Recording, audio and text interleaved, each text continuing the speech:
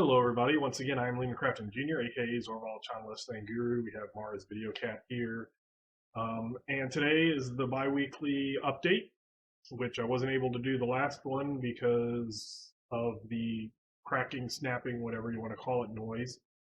I still had problems yesterday when I was putting an intro to my playthrough, and hopefully I've done a few things. We'll see if this one actually works or not. I will listen to everything. If there is that noise, I will write a warning in the description. Um, I tried multiple microphones and different settings, and it's still happening. I'm not sure why. If this one doesn't go through and has a cracking noise in it, then I will uninstall my capture program and reinstall it. Hopefully that works. But having set that aside, I want to talk about my 4 games that I'm doing, 2 game mastering and 2 playing, and some thoughts that I've had about it, because I don't want to just be me talking about games. I'm sure that that's probably boring, but if I can relate them to experiences, maybe give ideas for game masters and players alike, and what things you can take from one system and put with another one are ways that I've been expressing lately that, in my view, depending on a various number of factions, you might want to tailor a game to go a different way or another way depending on those circumstances. First thing I wanted to talk about is my Blood on the Blasted Lands Torg adventure that I co-wrote with Brian Reeves and John Watson. And in this, we are pretty close to the end of Act 6. Up through Act 5, it was basically 2 sessions an act, and last time they almost got through the entire act, so that was actually, they did rather well.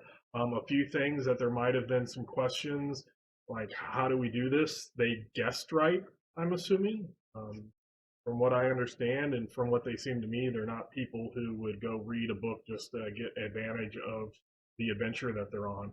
So that's pretty cool. The last acts of Mega Adventures tend to be a little shorter, more focused. So it'll definitely be Wednesday, but the following Wednesday might be the last one, or it might get a wrap up the week after that. So that experience is kind of closing. My other session, which hopefully after I get this posted, I'll be able to go through the 3 hours and at least listen to it while I do other things and listen for that cracking noise, is my Palladium homebrew. I'm getting a little more excited about it. This was, as you've known if you've watched various of my other videos, was once my absolute favorite game of all times, first edition Palladium. When second edition came out, I was pretty disappointed in it, actually, for various reasons that if I ever do a second edition Palladium, I'll probably mention that. But there's a lot of people that actually like first edition Palladium better. But there's people like second, and that's fine if you like second. Um, perfectly acceptable. But I've house ruled it a lot because when I was doing a little reading online, forums wise of a like very serious in-depth breakdown, and while that person kind of complained about a lot of things, some of the stuff was valid. Other stuff I just thought was ridiculous, and you're just making arguments to argue it, to argue. Not every game out there has to be like. Sorry, Cat is playing with the little bookmark there. So Mars, come on. So basically, there sometimes there's valid points on this rule is ambiguous or vague, but sometimes I think people get really just caught into the rules analysis and rules lawyering and stuff like that. And with certain systems, especially old school systems, a lot of times it was just here's the rule and game masters call after that. Sometimes it was because the rules were bad, sometimes it was just because they were a little ambiguous, and sometimes it was just maybe the game master needs to decide this for their own group because what works for this group doesn't work for the other group. But I heavily homebrewed this, added quite a thick PDF supplement that I gave to all the players, but the basic OCCs and stuff like that are all the same. But the players are doing a transition from first to second level now, and that's part of what I want to kind of do a wrapping, kind of a general theme with all four of the games that I've been thinking about. But they're doing that transition from first to second level, which is interesting in itself because Palladium is one that you earn experience a little bit slower. Some people were getting to second level, maybe the third or fourth adventure or session, and other ones got it in the middle. And I think the last few people are getting it knocked off now. So it's taken because there's various experience point accumulative totals that you need to get to the second level. So a paladin's like 2,400, where something like a thief I think is 17 something. So there's a huge amount of experience points difference between those two. But that's something interesting. So those are the two games I'm game mastering. Then the games I'm playing are the Pathfinder Strange Aeons. We just finished up the second book in Strange Aeons, I believe, and getting into the third book. We're all around level 7. And it basically got to the point, and again, I want to link this with all of them. It got to the point where at least we collected things, collected money, took things back, sold things, got money, and it seemed like now is the time that seems to hit around the same time previous when I was playing Iron Gods. I've only played these two Pathfinder adventure paths, but it seemed about right the same time between book 2 and 3, because I remember we went to a city called Scrapwell, and it seemed that was the point that it was like, boom, here it is. But I'll get into that with that boom, here it is. And then the last one, I don't have the physical book, but here's my folder that I keep with notes and my character sheet, and that is Earthdawn 4th edition. I am thinking about getting the physical book. I have actually printed pages off of the PDF that I own, but I like physical books. I've just heard that those books fall apart easy, and that's something I really don't want to deal with. I mean, even if you look at this Palladium book, think, oh my God, how horrible is it? I bought this when it was printed in about 1989, and as it was my favorite system, it is heavily used. I have had to put a little tape on the spine to keep it from peeling, but otherwise, there are no pages falling out in this thing. So, whatever you want to say about how the cover and stuff looks, that binding is, and even this is not really, it's part of the binding, but it's not what holds the pages together. So even with this, it's really good. I don't like pages falling out of my face. So, in the Earthdawn, we went on our second actual session, and the first session was kind of us getting ourselves out of, we had been captured and we were in the hull of an airship, and something was going on. Pretty much we assume it was some type of battle. We think it was against a horror. We haven't actually talked about it in character, but out of character we think it was probably against a horror. But our characters had to break out of this hole that they were held prisoner in and then explore the ship, and it was night, so we had to make light sources and stuff like that.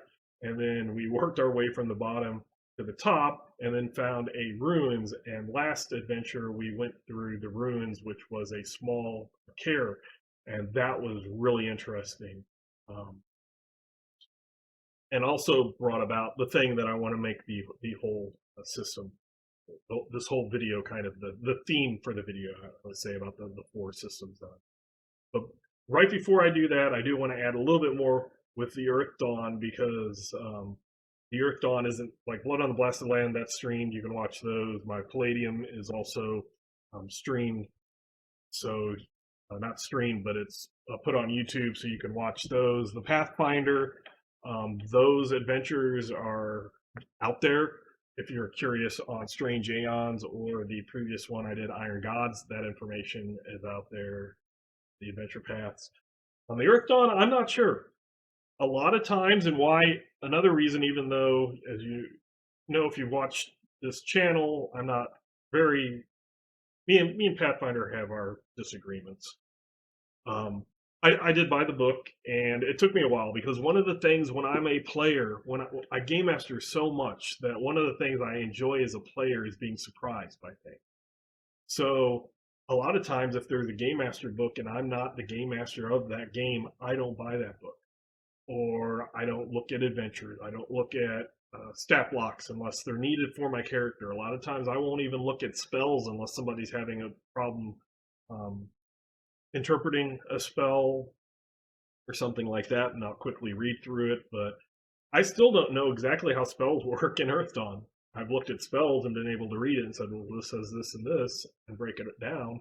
But I like that. That gives me a a way to be surprised as a player, I guess, and that newness of finding stuff out, even though I played first edition, second edition, and now fourth edition.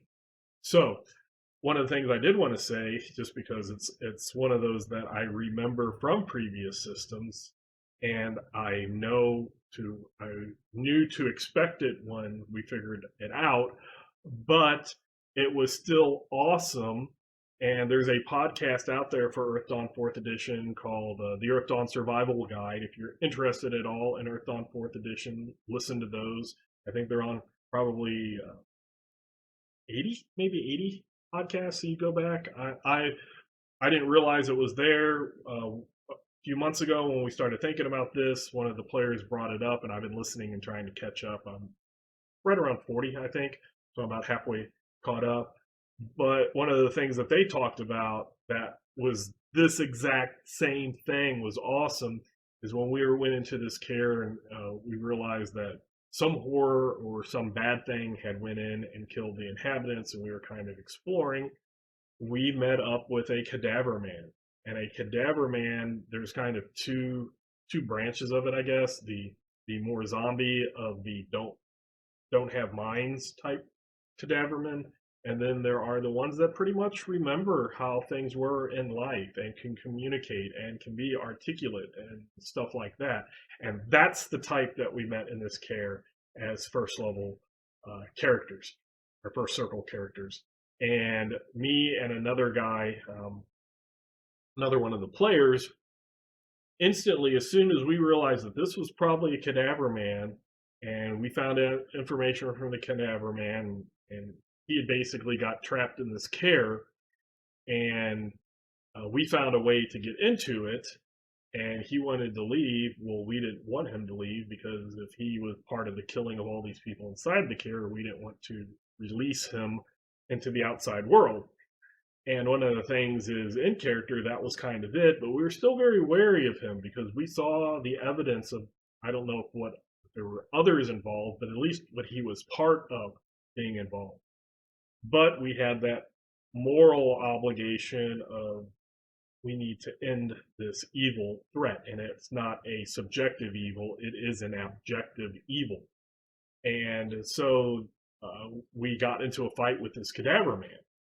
And I made a statement like, "Oh, in out of character, Lehman knows that I should not be necessarily adding karma to hit the thing to get extra successes, to do extra damage, etc. We want to nickel and dime this thing because a cadaver man usually just has one attack, and then if they get a wound, they go berserk and they get like three extra attacks. And as the other player, that as soon as I said that, he's like, yeah, these are newbie killers. It's always a wonderful shock to see new people and even old players who've done it experience it with their new characters the first time you encounter a cadaver man. And luckily, there are 8 of us in the group, and there was only one cadaver man because the last time I remember we did it, there was like 2 to 3 of them and less people, and we got hurt. But we got hurt this time with 8 people, all getting the attack, and the cadaver man rolled low on his initiative. the troll warrior was like, I am not built to fight cadavermen. But again, his character didn't know this, so his character went all out, did a lot of damage, gave him the wound. The next character came in, did even more wounds. I got lucky. I didn't roll very good, and I did a few points of damage. So that's what you should do. You should do enough points of damage to hurt them, but not wound them and make them go berserk. But by the time the troll hit, boom, he went berserk. The Beastmaster, like dice were exploding all over the place. He did that. The next character came in. A couple of spellcaster missed. I think an arrow that our archer really hit him solid, and we're watching, his damage go up and up and up. We use a virtual tabletop, and we don't get the numbers, but we see the bar, and it's getting more bloodied, and then it's his turn, like when there's just a sliver left, and he goes absolutely crazy, and the Beastmaster did the most damage, and boom, he hit, and like he exploded, and basically did double the amount of damage that the Beastmaster had done to him, knocked out or killed the Beastmaster. And then in his next attack, he dropped unconscious the orc swordmaster, just unconscious. And then our windling cavalrymen flying the Zoke, which is like a bat bird, came in and did the last damage to kill him. But we had lost one of one of the player or one of the characters, and the other one was unconscious. Luckily, somebody with beginning funds had bought a last chance salve, which is kind of like a resurrection potion if it's used within a certain amount of time, and it might not always resurrect them. It heals them, and if they get healed to a certain point, then they will resurrect. So we were able to resurrect the Beastmaster. But wow, that was just to experience that again, new for a new character was pretty cool. So having said that, that kind of segues into the whole general thing for this bi-weekly update that I want to talk about, which is damage and healing. Because there are many different methods out there for damage and healing, and having experienced these 4 games recently and getting involved in them, it's interesting on how they work. And when I was thinking about this first, I was just kind of going off of what levels characters were at that time, and I made an incorrect assumption. So luckily I didn't make a video at that time, and I was able to play twice more and realize that assumption was incorrect. Won't necessarily state it, but I will state kind of my more correct. And I'm sure other people might disagree, but it's just something that I found interesting. So when there is a game like Torg Eternity, it's a plot-driven path, and between acts, unless the acts are back-to-back and kind of in the same place, time-wise, in-game time-wise, you basically heal. There's 2 types of damage, wounds and shock, after a couple of minutes, unless there's an environmental condition or a specific thing saying the shock doesn't go away unless a certain condition is met, the shock go away. And normally, as soon as the battle is done, if you have a wound, you can treat that with first aid. And then if you have anybody that can heal, like with miracles or certain perks, or you can heal with certain perks and things, everybody kind of heals up, or enough time passes that the game master is just like, okay, you heal up, and now we move on to the next act. And so you kind of get that where damage is more of just in the moment, what is happening in the moment of a fight or environmental challenge or DSR, dramatic skill resolution, or something like that. And when you're moving between them, it really doesn't matter. And then you have games like Earthdawn, which in Earthdawn you have damage and then you have wounds.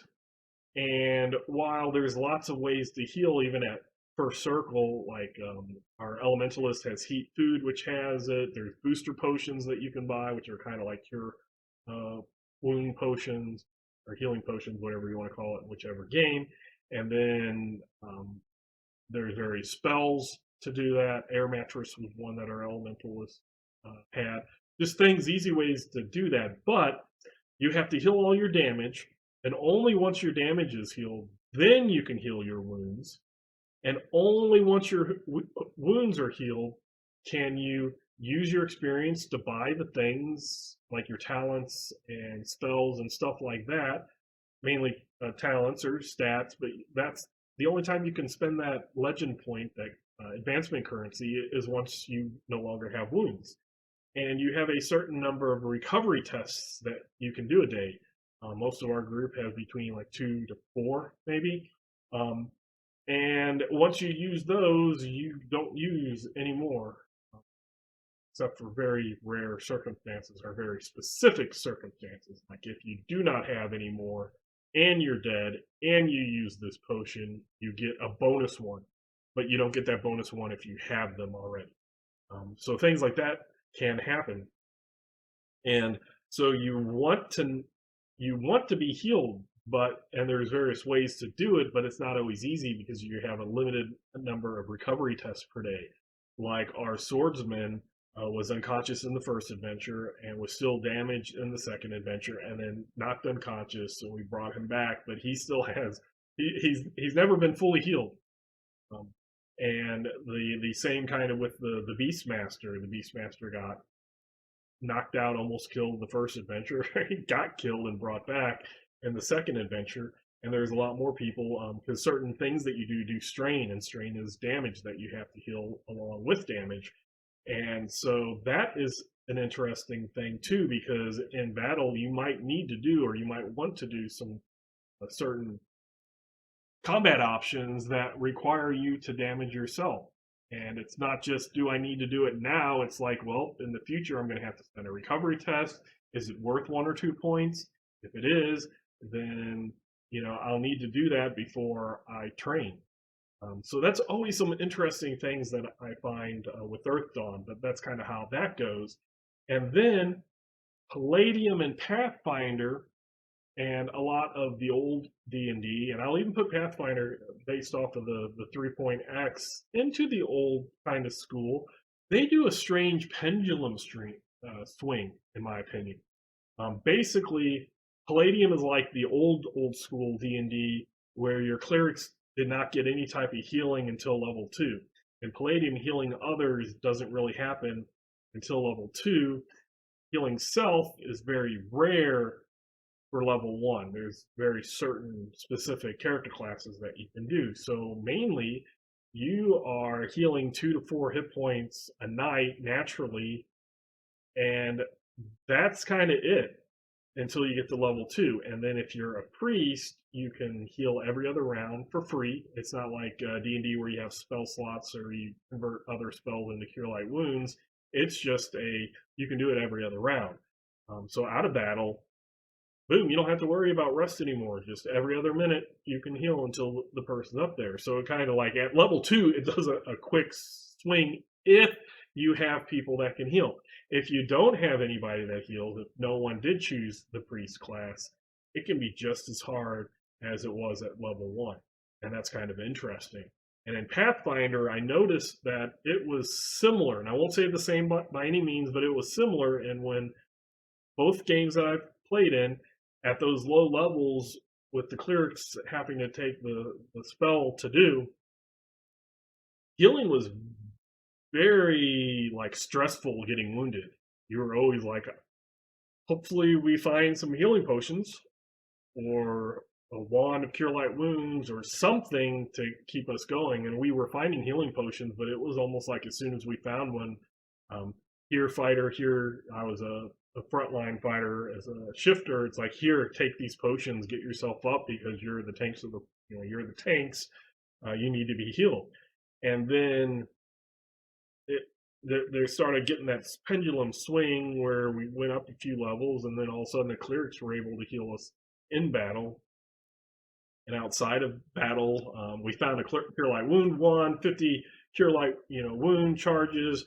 So between battles, it was just beat you with the cure light wound stick, and then it got to where people were getting more healing stuff, and it's kind of shifted to this last time. And like I said, it corresponds to the other game, where around 7th level we had enough money to start buying cure light wound wands easy. In the last one, we even had somebody who could manufacture them, so it was half price. It was $375 instead of $700, and it just at that point healing, at least outside of combat, became nonsensical. It just was.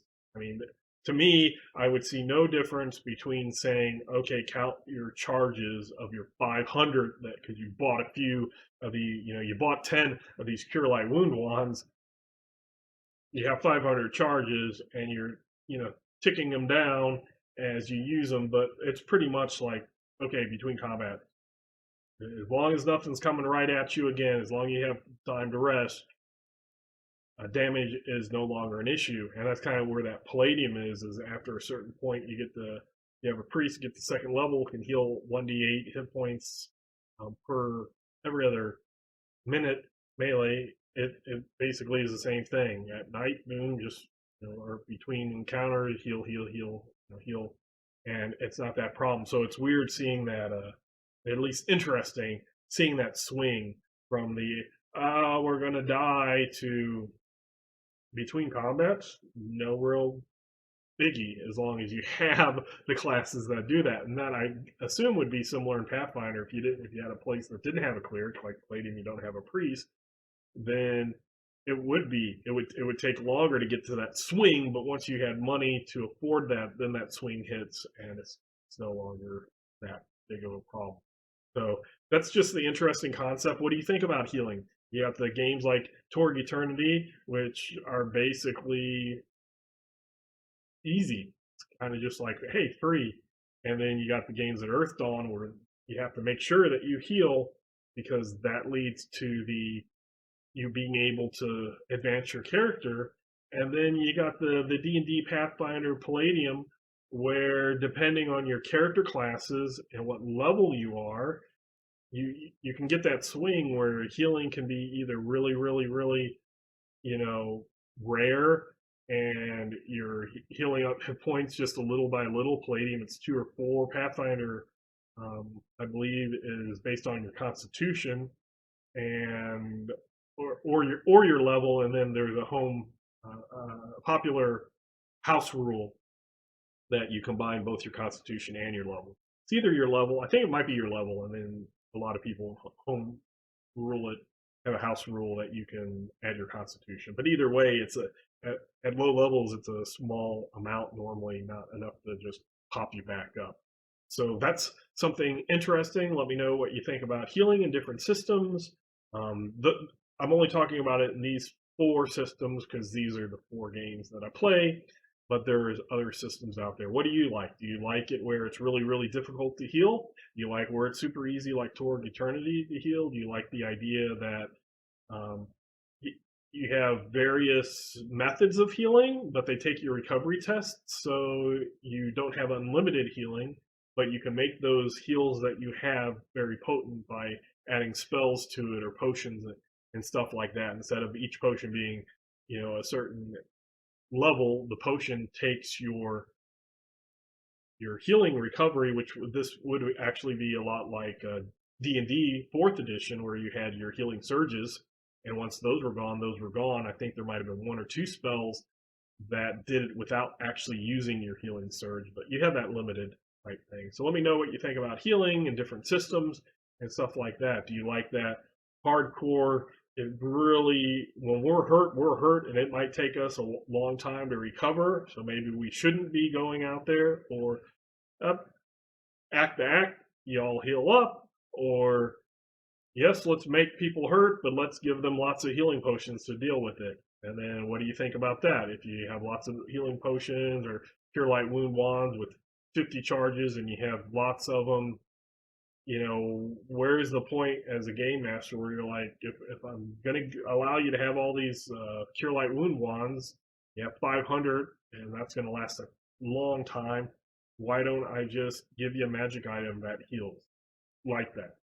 But maybe it can't be used in battle, so you just shorten that up. Or do you just say as a game master, yeah, we're playing Pathfinder, or we're playing Palladium, but I don't like the idea of just buying magic items. Magic items aren't very widespread in my realm. That's what I kind of do with my version of Palladium. It's a point of lights. Magic shops aren't in every town. They're probably might be one in the whole area that I'm using. Do you say that with Pathfinder? You let your players know at session 0 this isn't going to be a normal Pathfinder game because I don't want healing to be trivialized with, you know, cure light wound bonds and stuff like that. So I'll go ahead and stop. I rambled a little bit, but that's kind of how I wanted to get all 4 of the games together. Having fun game mastering the 2 games that I do, very, very, very different. Blood on the Blasted Lands. If you watch both of the videos, you'll see my game mastering style is different, but that's because they have different reasons of existing. One is plot focus, meta plot arc to get through it, and that is Blood on the Blasted Lands. And then my Palladium is just like, here's your end goal. You figure out how you're getting there. There is nothing, and they're kind of trucking along, kind of more, not quite exactly straight forward, but are going pretty forward with straight bullheadedness. Type things happen. So let me give me your thoughts. And once again, I'm Lunar Crafton Jr., aka Zorval Chan, less than Guru, and I will catch you later.